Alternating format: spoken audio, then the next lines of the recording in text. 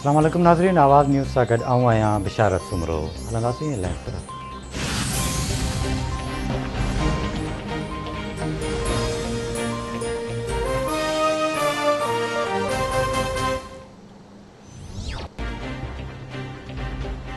सिंध के वॾे वज़ीर सैयद मुराद अली शाह की सदारत में मेगा प्रोजेक्ट्स बाबत इजलास में नासिर हुसैन शाह चेयरमैन PA&D मकानी खाते वारो सेक्रेटरी ऐं ॿिया शरीक। वॾे वज़ीर के मेरीन अंडरपास में पाइपलाइन फाटण बाबत ब्रीफिंग ॾिनी वई। ब्रीफिंग में चयो वियो त KW&SB पाइप पानी की नई लाइन लगाई छॾी आहे। कराची पैकेज जो अक्सर स्कीमूं मुकमिल थी चुकियूं आहिनि। कराची ज़ू टैंक चौरंगी खां सुपर हाईवे ताईं रोड मुकमिल आहे। टीपू सुल्तान फ्लाईओवर, हैदर अली अंडरपास ऐं तारिक रोड अंडरपास मुकमिल आहिनि। ली मार्केट जो रोड जो कमु 99% मुकमिल थी चुको आहे। वॾे वज़ीर सैयद मुराद अली शाह जो चवणु आहे त नई साल में कराची में नयूं स्कीमूं शुरू कई वञनि।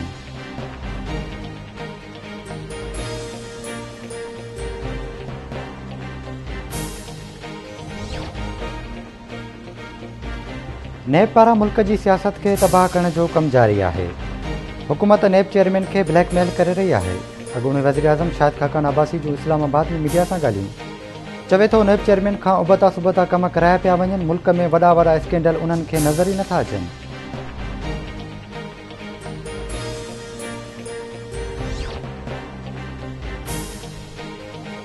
सिंध हाई कोर्ट में गुम थियल माण्हुनि जी बाज़ियाबी बाबति दरख़्वास्त ते ॿुधणी। अदालत जो गुम थियल शहरियुनि जी बाज़ियाबी खे यकीनी बणाइण जो हुकुम। शहरी अदालत में मौक़िफ़ इख़्तियार कयो त मुंहिंजो पुटु 3 सालनि खां गुम आहे, पुट खे बाज़ियाब कराए ॾियो। अदालत पुलिस अमलदारनि खां अॻभराई रिपोर्ट तलब करे वरिती।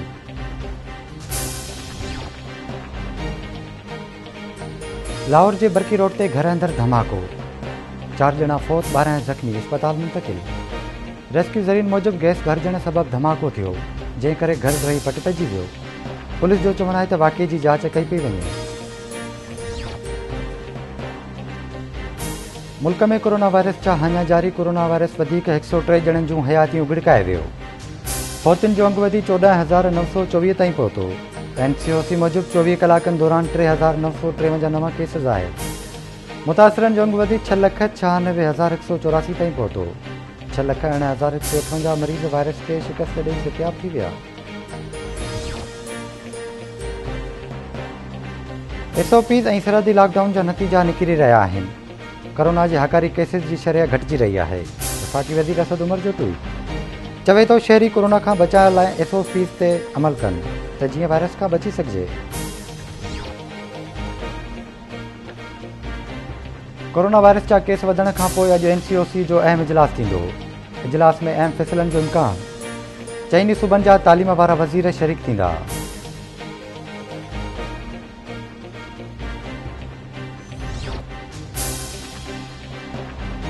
वगण वेझो ॻोठ फतेह बिलावल बुलड़ो वटि अणॼातल हथियारबंदनि जी फायरिंग। गोलियूं लॻण सबबि JUI अॻुवाण हाफ़िज़ अब्दुल कादिर सियाल ऐं अब्दुल अज़ीज़ ज़ख़्मी। इतलाबाद पुलिस पहुची ज़ख़्मियुनि खे अस्पताल मुंतक़िल कयो। पुलिस जो चवणु आहे त वाक़िए जी जांच कई पई वञे।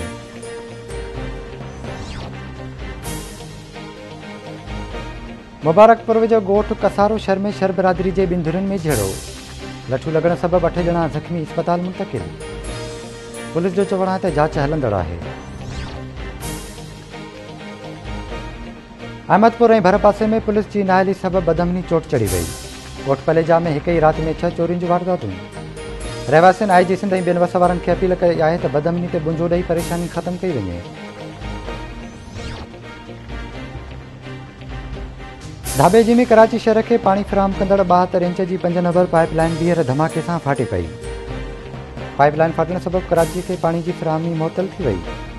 गुज़िरियल ॾींहुं तबाह थियल पाइपलाइन ॿीहर फाटण सबबि हज़ारे गैलन पाणी ज़ाया थी वियो।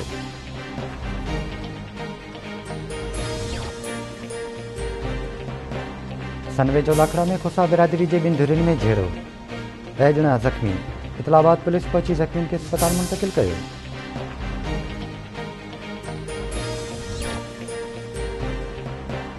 ऐं सिंध जे मुख़्तलिफ़ शहरनि में बरसात। गर्मीअ जो ज़ोर टुटी वियो। गुड्डू, कंदकोट, कशमोर, गढ़ी हसन समेत ॿियनि शहरनि में बरसात। केतिरनि इलाइक़नि मां बिजली गाइब, रहवासी परेशान।